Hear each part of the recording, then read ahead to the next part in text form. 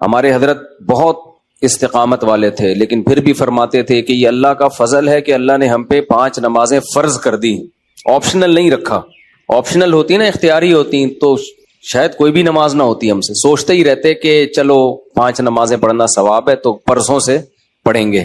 اللہ نے ایسی فرض کی ہے کہ زمین آسمان ادھر سے ادھر ہو جائے، سفر میں ہو، حضر میں ہو، بیماری میں ہو، خوشی میں ہو، غم میں ہو، یہ نہیں چھوڑنی، ٹھیک ہے نا؟ تو مجبور ہیں بھائی۔ اللہ نے کہا کہ میں کوئی عذر مانوں گا ہی نہیں، سفر ہو کچھ بھی ہو پڑھنی ہے۔ ہم پہ ڈال دی جاتی کہ ٹینشن میں ہو تو چھوڑ دو، خوشی میں ہو تو پڑھ لو۔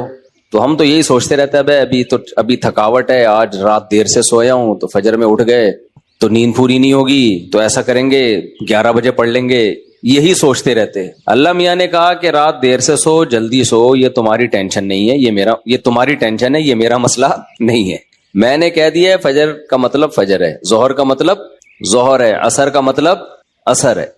ابھی ہم امریکہ گئے نا، تو جہاز جاتے ہوئے سورج کی سمت میں جا رہا ہوتا ہے، تو ایک نماز بھی نہیں آئی راستے میں۔ ہم نے ظہر پڑھ تو لی، لیکن نہیں بھی پڑھتے تو امریکہ پہنچ کے بھی مل جاتی، کیونکہ سورج کے ساتھ ساتھ چل رہے ہیں۔ واپسی پہ مخالف آ رہے ہیں تو ٹھکا ٹھک نمازیں آ رہی ہیں۔ اب جب ٹھکا ٹھک نماز آ رہی ہے، ایک نماز کا ٹائم، فوراً دوسری نماز، فوراً تیسری نماز، فوراً چوتھی نماز، فوراً 5ویں نماز۔ اور اللہ نے فرض نماز میں کہا ہے کہ کھڑے ہو کے پڑھو، قبلے کی طرف پڑھو۔ یہ ممکن نہیں ہے تو پھر مجبوراً بیٹھ کے پڑھو، لیکن فرض نماز پھر بعد میں لوٹانی چاہیے، کیونکہ فرض نماز اصل میں قیام بھی فرض ہے اور قبلہ رو ہونا بھی فرض ہے۔ تو اب ہمارے ساتھ دوست تھے، انہوں نے کہا کیسے؟ میں نے کہا مجبوراً بھائی پڑھنی پڑے گی، اللہ کا حکم ہے، نماز آپ سفر میں نہیں چھوڑ سکتے۔ اللہ نے 4 کی 2 کی ہی اسی لیے کہ میں نے 4 کی 2 کر دی ہیں، چھوٹی کر دی ہے اس لیے کہ چھوڑنا نہیں ہے، آدھی کر لو۔ چھوڑنے کا آپشن ہوتا تو اللہ پھر کہہ دیتا ٹینشن میں ہو تو چھوڑ دینا، نہیں تو پھر پوری پڑھ لینا، یہ کہتا نا اللہ تعالیٰ۔ اب جب نماز کا ٹائم آیا، ہم نے کہا بھائی کہ نماز پڑھنی ہے، تو وہ نماز میں جہاز میں جگہ کہاں دیتے ہیں؟ خیر ہم نے ریکویسٹ کی تو جگہ آگے، انہوں نے کہا آگے جا کے پڑھ لو۔ تو ہم نے کیا کیا، ہم نے کہا بھائی آج کل ایک ایپ آ رہی ہے جو لوگ جہازوں میں سفر کرتے ہیں، اس کا نام ہے حلال فری کر کے کچھ ہے، نام بھول گیا میں، بڑا زبردست نام ہے، آپ لوگ نوٹ کر لیں، وہ کبھی جہاز میں سفر ہو نا، حلال ٹرپ، یہ ایپ ڈاؤن لوڈ کر لیں اپنے موبائل میں۔ اور اگر ڈاؤن لوڈ نہیں ہو رہی تو ڈائریکٹ گوگل پہ بھی سرچ کی جا سکتی ہے، حلال ٹرپ گوگل پہ لکھیں تو وہ ایک ویب سائٹ آ جائے گی، وہ کھولیں، وہ آپ سے مانگے گا جہاز کے ٹائمنگ کیا ہے، کدھر سے کدھر جا رہا ہے، کیا تاریخ ہے، آپ اس میں ڈالیں گے، ٹھک کر کے وہ بتا دے گا کہ آپ کی جو گھڑی میں اس وقت ٹائم ہو رہا ہے اس کے مطابق فجر کتنے بجے، ظہر کتنے بجے، عصر کتنے بجے، مغرب کتنے بجے، عشاء کتنے بجے، اور اتنے بجے قبلہ کہاں ہوگا، اتنے بجے قبلہ جہاز میں کس سمت میں ہوگا۔ تو بڑی خاندانی ایپلیکیشن ہے، تو وہ آپ جیسے ہی ڈالیں گے ٹھک کر کے، تو ایک گھڑی آپ ایسی رکھیں جو چینج نہ ہو ٹائم اس کا۔ تو یہ خوب مسئلہ سمجھ لیں کہ جہاز میں آپ کو کھڑے ہو کر نماز پڑھنی ہے، اگر ممکن نہ ہو اجازت نہ دیں پھر مجبوراً بیٹھ کے پڑھیں، لیکن اس نماز کو لوٹا لیں۔ تو ہم نے تو کھڑے ہو کر اجازت مل گئی تھی، ہم نے کہا چلو پڑھتے ہیں۔ اس میں یہ آسانی ہے کہ ظہر اور عصر اکٹھی، لیکن کیسے اکٹھی؟ اس طرح سے اکٹھی کہ ہم نے دیکھا کہ ظہر کا ٹائم ختم ہو رہا ہے، فرض کریں 5 بجے ختم ہو رہا ہے، اور عصر کا ٹائم 5 بجے شروع ہو رہا ہے، تو ہم نے کیا کیا، وضو کر لیا، کیونکہ جہاز کے واش روم میں وضو کرنا بھی آسان کام نہیں ہے، تمیز سے وضو کیا کرو، وہاں پہ ایسا کیچڑ نہ کر دو کہ وہ بولیں نمازیوں پہ پابندی لگا دیں، اس میں وضو تمیز سے، پانی نہ گرے۔ میں تو وضو کر کے ٹیشو سے سب نیچے صاف کرتا ہوں، تاکہ کوئی نیا بندہ جائے نا، وہ یہ نہ کہے یہ مولویوں کی وجہ سے دیکھو کیچڑ کتنا ہو گیا، برا امیج نہ جائے، تو صاف ستھرا کر کے بالکل اس کو، کوئی بات نہیں، ہاتھ خراب ہو جائے گا اس کو دھو لو آرام سے، لیکن امیج اپنا خراب نہ کرو کہ یار یہ نمازی لوگ جب بھی جہاز میں آتے ہیں کیچڑ کر کے جاتے ہیں۔ ایک نے مجھے بتایا، پائلٹ نے، کہ ہم کہیں جا رہے تھے، کہیں اجتماع تھا، تو سارے نمازی بیٹھے ہوئے تھے جہاز میں، تو کہہ رہے جہاز کی حالت یہ ہو گئی تھی کہ جیسے کوئی تالاب بنا ہوا ہوتا ہے، سارے وضو کر کر کے آ رہے ہیں گیلے پاؤں کے ساتھ پورے جہاز میں، نا کہتے ہیں ایسا کیچڑ ہم نے زندگی میں کبھی نہیں دیکھا جہاز میں، تو کتنا برا امیج گیا نا۔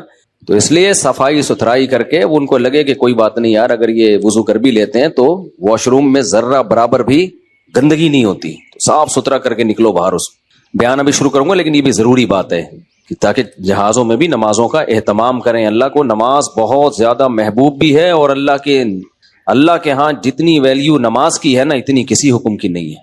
اللہ نے نہیں چھوڑی ہے، میں نے دیکھا ہے لوگ جہازوں میں نمازیں گول کر رہے ہیں، ٹرینوں میں نمازیں گول کر رہے ہیں، شاپنگ میں نمازیں، ہو بھائی میدان جنگ میں اللہ کہہ رہا ہے، میدان جنگ میں کہ نہیں، اگر تم میدان جنگ میں کھڑے ہو کر پڑھ سکتے تو پیدل پڑھ لو، سواری پہ پڑھ لو، اے اللہ بعد میں پڑھ لیں گے نا، جنگ سے جب فارغ ہو جائیں گے پھر پڑھ لیں گے، ابھی کیا ٹینشن ہے؟ اللہ نے کہا ان الصلاۃ کانت علی المؤمنین کتابا موقوتا، نماز مومنین پر مقررہ اوقات میں فرض ہے، یہ نہیں ہے کہ بعد میں پڑھ لو۔ کتنے آرام سے کہتے ہیں بھی سفر میں ابھی کہاں جائیں کیا کریں، نہیں بھائی، نمازی آدمی زمین آسمان ادھر سے ادھر ہو جائے وہ کہتا ہے بھائی چھوڑنی نہیں ہے، کچھ بھی ہو جائے۔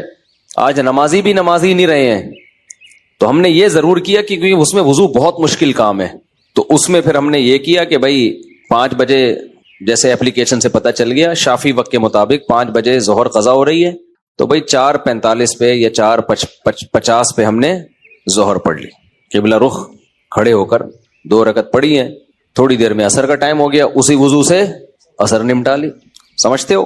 تو یہ اس طرح سے نبی صلی اللہ علیہ وسلم نے نمازوں کو سفر میں جمع کیا ہے۔ اور یہ جو حدیث ہے نا جس میں آتا ہے نبی صلی اللہ علیہ وسلم نے بغیر کسی عذر کے سفر کے نمازیں اکٹھی پڑھی ہیں ظہر عصر کی، تو اس کا بھی یہی مطلب ہے، ایسے اکٹھی نہیں ہے کہ ظہر کو قضا کر دیا ہو یا عصر کو ظہر کے ٹائم پہ پڑھ لیا ہو، ورنہ پھر یہ جو آیت ہے حافظوا علی الصلوات والصلاۃ الوسطی، نمازوں کی حفاظت کرو خصوصاً عصر کی نماز کی، پھر اس کا مطلب کیا ہو گیا؟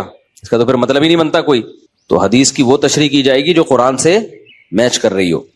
تو اس طرح سے پھر مغرب عشاء بھی ایسے پڑھ سکتے ہیں آپ، مغرب کو ڈیلے کر دیا، عام حالات میں یہ مناسب نہیں ہے، نبی صلی اللہ علیہ وسلم کا معمول نہیں تھا، لیکن کبھی کبھار کوئی عذر ہو تو اس طرح سے ڈیلے کیا جا سکتا ہے۔ تو مغرب کو تھوڑا ڈیلے کیا عشاء کے قریب، صحیح بخاری کی حدیث ہے، اس میں حضرت عبداللہ بن عمر نے اسی طرح جمع کیا ہے کہ مغرب پڑھی تلبث یسیرن، تھوڑی دیر ٹھہرے پھر عشاء پڑھ لی۔ تو اس سے پتہ چلتا ہے کہ جن حدیثوں میں آتا ہے اکٹھی پڑھی ہیں تو ان کا یہ مطلب ہے جو بخاری میں بیان۔ خیر ابھی یہ ٹاپک نہیں ہے کیونکہ لوگ کہتے ہیں کہ یہ لوگ حدیثوں کو نہیں مانتے، حدیثوں میں تو 2 نمازیں اکٹھی پڑھنے کا ہے، ہم مانتے ہیں اکٹھی، لیکن اکٹھی کا مطلب کیا ہے؟ تو خلاصہ یہ کہ کسی قیمت پہ بھائی نماز قضا بولو مت کرو۔ دیکھو بار بار ایک بات بیان کرتا ہوں، اللہ کے حکم میں آسانی ہے، لچک نہیں ہے، کیونکہ دنیا میں کوئی بھی قانون ساز اپنے قانون کو ہلکا نہیں سمجھتا۔ دنیا میں جو بھی حکومت ہوتی ہے قانون بنائے اور یہ کہے کہ یہ لازم ہے، اس کے بعد پھر وہ لازم نہ کرے، اور تو اس کا مطلب خود اپنے قانون کی ویلیو کو وہ ڈی ویلیو کر رہی ہے نا، یہی مطلب ہو گیا نا۔ دنیا میں کوئی یہ نہیں کرتا، تو اللہ قانون بنائے اور کہے کہ یہ فرض ہے، سفر میں بھی فرض ہے، حضر میں بھی فرض ہے، پھر اللہ کہ چلو میں نے کہہ تو دیا باقی تمہاری مرضی۔ نا نا نا نا نا نا، صحیح ہے، اللہ نے کہہ دیا اب ہے تو ہے، اب آپشنل نہیں ہے۔ رمضان کے بار بار میں بتاتا ہوں نا، روزے میں مزدور کو بھی روزہ رکھنا پڑے گا، کتنی سخت گرمی ہو، کیونکہ اللہ نے قانون بنا دیا بھائی بیماری میں سفر میں چھوڑ سکتے ہو، اس کا مطلب تیسرا کوئی عذر نہیں ہے، رکھنا پڑے گا۔ تو اس لیے جو فرائض ہے نا، واجبات فرائض، اس میں اللہ کے قانون آسان ضرور ہے، لچکدار نہیں ہے، جب ہے تو ہے۔ اسی میں ایک اور مسئلہ آ گیا عدت کا، کسی عورت کے شوہر کا انتقال ہو جائے، اللہ نے قانون بنا دیا، آسان قانون بنایا۔ زمانہ جاہلیت میں بہت مشکل تھا، جب کسی عورت کے شوہر کا انتقال ہوتا تھا تو زمانہ جاہلیت میں عورت 2 سال عدت گزارتی تھی۔ کتنی؟ 2 سال، اور اس 2 سال میں وہ میلی کچیلی رہتی تھی، یہاں تک بھی بعض روایات میں آتا ہے اس کی جگہ کو گندا رکھا جاتا تھا، مینگنیاں لا کے ڈال دی جاتی تھی گند میں رہے۔ اسلام نے اس حکم کو ختم کیا، یہ ظلم ہے عورت کے اوپر۔ اللہ نے حکم دیا 4 مہینے 10 دن بس، اور اس میں میلی کچیلی نہیں رہے گی، نہائے دھوئے، بس زینت اختیار نہیں کرے گی، زیور نہ پہنے، خوشبو کا استعمال نہ کرے، زینت اختیار نہ کرے، باقی نارمل رہے، گھر سے باہر نہ نکلے وہ۔ تو ایک صحابیہ نے نبی صلی اللہ علیہ وسلم سے اجازت چاہی کہ بھئی 4 مہینے 10 دن میں یوں کر لوں، میں فلانی جگہ چلے جاؤں۔ آپ نے فرمایا اللہ تعالیٰ نے تمہیں یہ آسانی دی ہے کہ وہ زمانہ جاہلیت کا حکم اللہ نے منسوخ کر دیا، اب اتنی آسانی دے دی، تو اب اس حکم کو فالو کرنا پڑے گا۔ اب آج کل خواتین کیا کرتی ہیں، شوہر کی ڈیتھ ہوئی، جو دیندار نہیں ہے ان کی تو بات ہی نہیں کر رہا نا، ان کی نظر میں تو عدت ودت کی کوئی 2 ٹکے کی حیثیت ہی نہیں ہے، وہ تو اس کو دقیانوسی حکام سمجھتی ہیں۔ لیکن جو دیندار ہیں وہ بھی بھائی، وہ ڈیتھ ہوئی، شوہر کا چہرہ دیکھنے کے لیے جا رہی ہیں ہسپتال، پھر وہ فلانے کے کام سے جانا ہے تو آج فلانے کے کام سے جانا ہے، تو آج یوں کرنا ہے، آج یہ کرنا ہے، یہ فلانے پورشن میں چلی جاتی ہوں، ماموں کے گھر جا کے عدت گزار لیتی ہوں۔ بھائی اللہ تعالیٰ نے جو عدت کے حکام دیے ہیں، شوہر کی ڈیتھ ہوتے ہی عورت کی عدت بولو شروع، اور عدت میں 2 کام لازمی ہیں، گھر سے نہیں نکلنا ہے، زینت اختیار نہیں کرنی۔ اب اس میں لوگ ہمیں تنگ کرتے ہیں، یار وہ چہرہ دیکھنے جانا چاہتی ہے ہاسپٹل میں. بھائی شوہر کو گھر لے آؤ، اگر بیوی نے اپنے شوہر کو دیکھنا ہے میت کو گھر لے آؤ. عورت نہیں روڈ پہ آ سکتی، جنازے کی چارپائی کے پیچھے پیچھے جا رہی ہوتی ہے گھر سے باہر نکل کے. پھر اللہ کو غضب آئے گا. جب میں نے ایک آرڈر دے دیا ہے اس کو ہلکا کیوں لے رہے ہو؟ عیادت کے لیے نہیں جا سکتی وہ، سمجھ رہے کہ بھئی فلاں بیمار ہے تو چلو میں عیادت کے لیے چلی جاؤں، فلاں کی ڈیتھ ہو گئی چلو میں تعزیت کے لیے. حج ختم ہو جاتا ہے اس سے. حج کی کتنے مسئلے آتے ہیں، عورت نے حج کی درخواست دی ہوئی ہے، نام آ گیا، حج پہ جانے کی تیاری ہو گئی، شوہر کا انتقال ہو گیا. اب جس دن جانا ہے 4 مہینے تو ہو جائیں گے، 10 دن رہ جائیں گے. تو ہم کہتے ہیں بھائی 10 دن کیا، 1 گھنٹہ بھی رہ گیا ہونا 4 مہینے 10 دن ہونے میں، آپ کو 1 گھنٹہ پہلے بھی نکلنے کی اجازت نہیں. بے شک حج ضائع ہو جائے کوئی بات نہیں، حج کینسل ہو جائے، کیونکہ حج کی فرضیت پہ عدت مقدم ہے. حج اگلے سال بھی ہو سکتا ہے، عدت تھوڑی ہو سکتی ہے.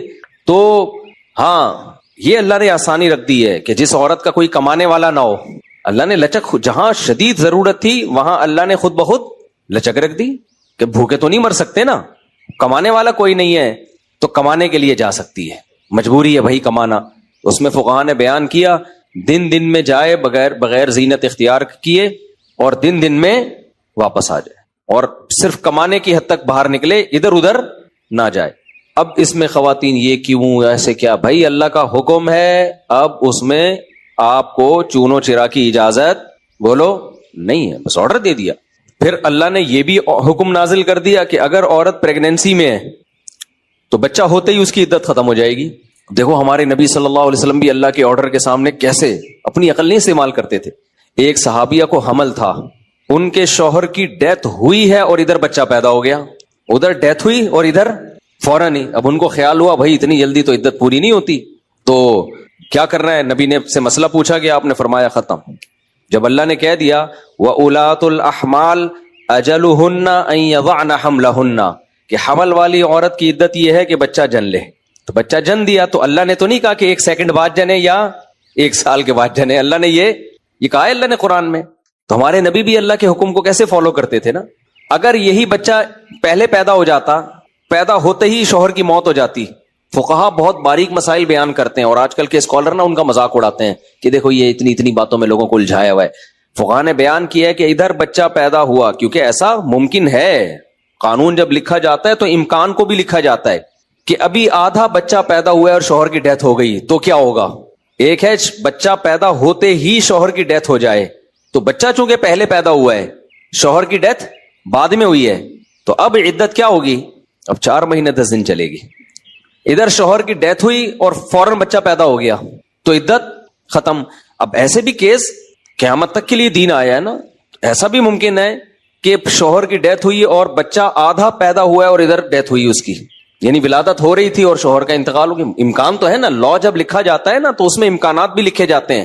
تو فقہا نے اس میں بھی بحث کی ہے کہ اس صورت میں کیا ہوگا. یا عورت کنفیوز ہے، پتہ ہی نہیں چل رہا کہ جب اطلاع ملی ہے تو بچہ پیدا ہو چکا تھا یا نہیں ہوا تھا، اس کے بھی فقہا نے احکام لکھے ہیں. تو بہت باریکیوں میں جا کے، تاکہ آئندہ آنے والے لوگوں کو کنفیوژن نہ ہو. آپ کتاب میں جا کے دیکھو، ہر مسئلہ فقہا نے ڈسکشن کی ہے اور اس کو بیان کیا ہے. تو ذرا سے فرق سے عدت کا حکم چینج. لیکن کیوں اتنا احتیاط کیوں؟ بھائی اللہ کا جب لا ہے تو وہ 2 اور 2 4 کی طرح ہے. سمجھتے ہو کہ نہیں سمجھتے ہو؟ اب اللہ نے کہہ دیا کہ بھائی جو حمل والی عورت ہے اس کا بچہ پیدا ہوتے عدت ختم، اگلے سیکنڈ میں بچہ پیدا ہوا عدت ختم.